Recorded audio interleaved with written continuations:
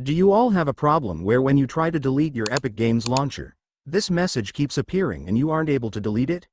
If yes, then this video is for you, since in this video, I will gonna show you how you can fix it quickly and easily. But before all that, if you are new to my channel, consider to like and subscribe for more videos like this, and also, you can comment down below if you have something that you want me to make a tutorial about. So without further ado, let's start the tutorial. So for the first step, I want you to right-click on your Windows taskbar. And then select Task Manager. And once you're on Task Manager, you will now be able to see all the software that's running in your PC's background. So the reason why that message keeps appearing when you try to delete your Epic Games launcher is actually because it is one of the apps that is running in your background, and that's why you can't delete it. So to fix it, you just need to disable the Epic Games launcher from running in the background. So to do that, just right-click your Epic Games launcher.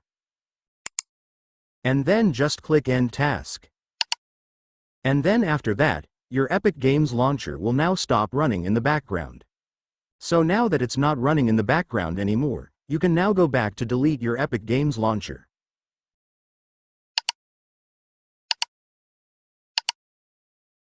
And then after that, your deleting process will now start. Just wait for it to finish. And then after that, it's done. Congratulations, you have now successfully deleted your Epic Games launcher. And so that's just how you do it, guys. Now that you've watched this video, you can now do it yourself. So that concludes our tutorial video for today. I hope it helped you. Thanks for watching. Goodbye.